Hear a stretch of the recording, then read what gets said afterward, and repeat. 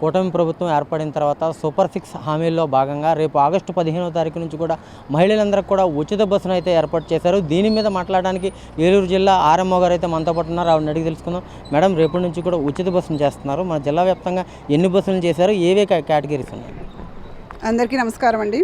మన రాష్ట్ర ప్రభుత్వం ఏదైతే ప్రతిష్టాత్మకంగా చేపట్టిన సూపర్ 6 పథకాల్లో భాగమైన మహిళలకు ఉచిత రవాణా సౌకర్యం అనే పథకం ఉందో అది ఆగస్టు 15న మన సీఎం గారు పండిట్ నెహ్రూ బస్ స్టేషన్ విజయవాడలో 3 to 450 మధ్యలో ఇనాగ్రేట్ చేయబోతున్నారండి. దాన్ని పురస్కరించుకుని ప్రతి రాష్ట్రం అంతటా కూడా అరౌండ్ 5 దాటిన తర్వాత 5 PM తర్వాత ఇనాగ్రేట్ చేయబోతున్నారు.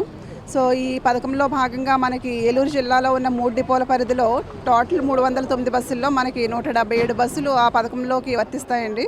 అవి పల్లె వెలుగు, అల్ట్రా పల్లె వెలుగు, ఎక్స్ప్రెస్ బస్సులు.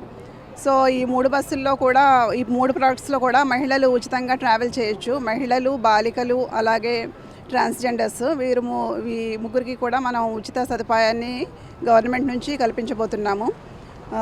అలాగే మన జిల్లాలో ఇంచుమించు 63 రూట్లు ఈ పథకంలోకి కవర్ కాబోతున్నాయండి.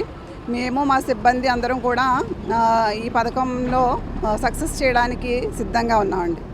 మన జిల్లా వ్యాప్తంగా ఎన్ని బస్సులు ఉన్నాయి మేడం? 309 బస్సులు. దీనికి బస్సులో ఎక్కేటప్పుడు ఐడెంటిటీ కార్డ్స్ ఏమైనా చూపించడం, ఆధార్ కార్డు కానీ ఏమేమి ప్రియారిటీ పెట్టారు మేడం? ఆంధ్రప్రదేశ్ సిటిజన్ అయి ఉండాలండి. అలాగే మనకి ఆధార్ కార్డు, అలాగే గవర్నమెంట్ జారీ చేసిన ఐడెంటిటీ కార్డు ఏదైనా చూపించవచ్చు. దీన్ని నియోజకవర్గంలో అంటే జిల్లా స్థాయిలో ఉంది మేడం. జిల్లా దాటి రాష్ట్ర స్థాయిలో ఈ ఉచిత బస్సు ఏదైనా ఉపయోగించుకోవచ్చు అంటారా? మొత్తం రాష్ట్ర స్థాయిలో ఈ యొక్క మహిళలకు ఉచిత ప్రయాణం అనేది వర్తిస్తుంది. ప్రోడక్ట్స్ వచ్చి పల్లె వెలుగు, అల్ట్రా పల్లె వెలుగు, ఎక్స్ప్రెస్. ఉచితం కాని వచ్చి ఎలిజిబిలిటీ లేని బస్సులు వచ్చేసరికి ultra deluxe, super luxury, AC బస్సులకు ఎలిజిబిలిటీ ఉండదండి. అలాగే ఇంటర్ స్టేట్ సర్వీసులకు కూడా ఎలిజిబిలిటీ ఉండదు. అంటే మెయిన్గా ప్రజల్లో ఏముందంటే అపోహలు, మన జిల్లా వరకే ఈ బస్సులు మన జిల్లా ఎక్కినాయి, మన జిల్లా వరకే తిరగచ్చు, వేరే జిల్లాకి వెళ్ళకూడదని కూడా చాలా అపోహలు ఉన్నాయి. దాని మీద క్లారిటీ? అటువంటిది ఏం లేదండి. మొత్తం బస్సు ఎక్కిన తర్వాత బస్సు స్టార్టింగ్ నుంచి ఎండింగ్ వరకు కూడా వెళ్ళొచ్చు. స్టేట్ వైడ్ ఇది ఫ్రీ అండి.